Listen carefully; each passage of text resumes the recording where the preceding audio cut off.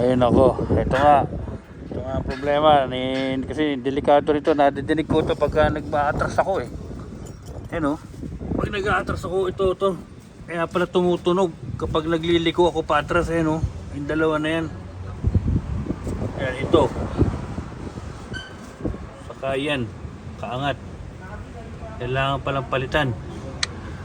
Ay, akala ko nakaligtas sa gastos, akala ko gulong lang. Ayan, papalitan ko na para siguradong walang problema. Tumutunog talaga to pag pag umaatras ako, pag nililiko ko sa kaliwa, sa kanan, tok tok tok. So parang yung gulong, parang ito umaangat, lumulundag na gano'n. Kakatakot din baka mamaya matanggal yung gulong eh.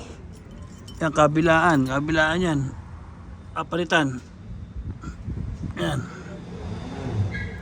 Yan papalitan sa kayo.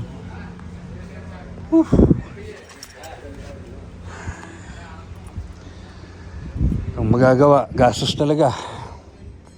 Pero kung gulong lang, okay sana, 65 BD lang. Mura na sana yun. Ayan, nadagdagan na naman ang gagawin.